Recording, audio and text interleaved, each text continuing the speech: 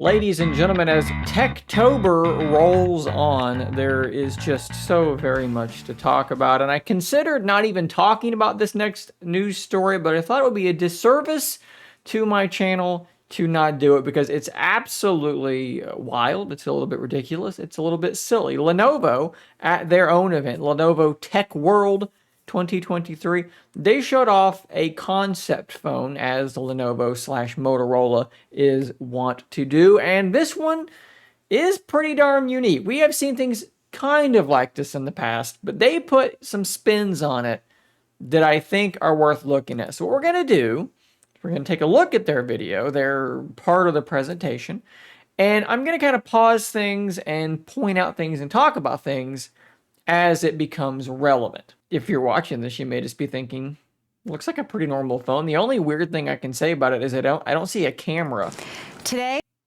on the back of it, but that looks like I'm excited to show you how this adaptable device can. And again, there, it looks pretty normal.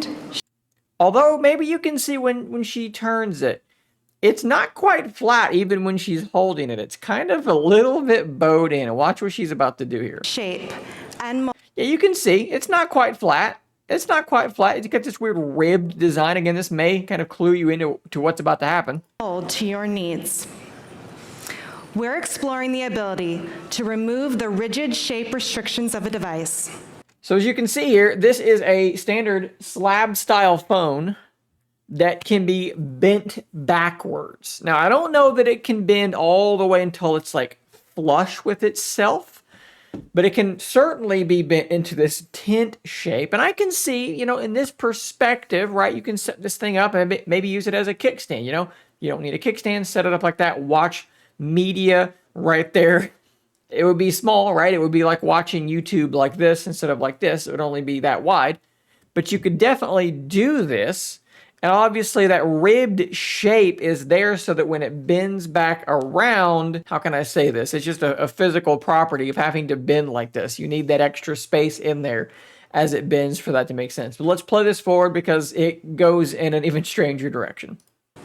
Whether handheld. Okay, that's an interesting one. So I'd like to just go back to that for a moment because they show it actually like standing itself up, which makes me wonder about this weight distribution. Is it like heavier down here? Maybe the battery is down there and that allows it to do that. I also wonder about setting a foldable display face down on a table like that. Makes me a little bit nervous, but again, there's more. They're handheld. Self-standing. Thank you. Or worn at a... That's the crazy bit there, right? So if we go back, you can see that she's got this thing on her wrist, this kind of weird bracelet. And if I pause it right here, it almost looks like an Apple Watch, but there's nothing there. It's just, I think, a magnet. It's just a magnet on her wrist. So then she takes the thing, sticks it on her wrist, and kind of clamps it down. Or worn at a moment. And now it is the ugliest smartwatch that I've ever seen. I absolutely love that they put a clock face on it. There's a clock face. Okay, let's move on. Notice for a hands-free experience.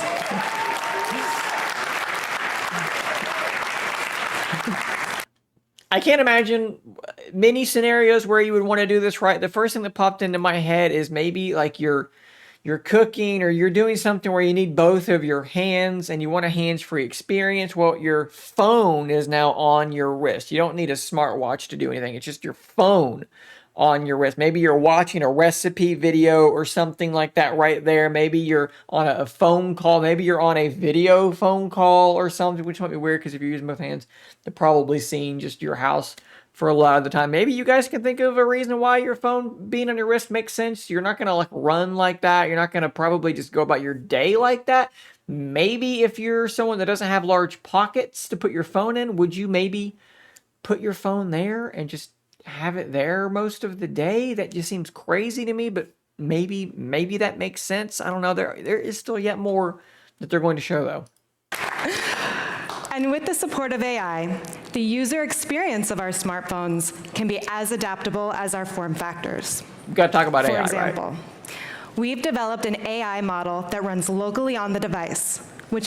So what they're doing here, and I don't know why it needs to be in this posture to do this. Seemingly you could just do that, but whatever. They've set it down and it's taken a picture of the individual's outfit. And it used generative AI to create a wallpaper. I'll mute this as I play forward.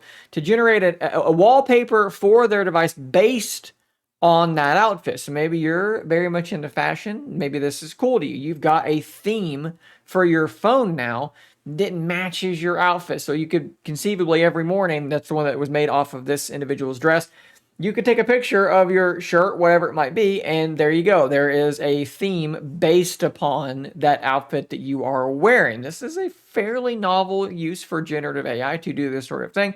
I'm not sure how useful I would find it, but it's something that is definitely different and kind of cool. I do think this is an interesting posture though, right? It's definitely like slid the UI up. Your back, home, and multitasking buttons are there now instead of down there. So they've done some work so that the Android interface makes some sense. Taking a video call like that might be decent. But again, I'd love to see how stable this is. What is the weight distribution? How stable is this to actually set up there? And how quickly does this portion get scratched? That would make me a little bit nervous. Now, of course, this is just a phone concept. That means we may never be able to purchase anything like this. Motorola / Lenovo, they've shown off several concepts in the past. What about the reborn Moto Riser we saw some months back that, again, was never turned into a proper phone? And they've been showing off folding phone type things like this as far back as like 2017, and they've not really released anything based on that kind of thing. So again, this is a concept. It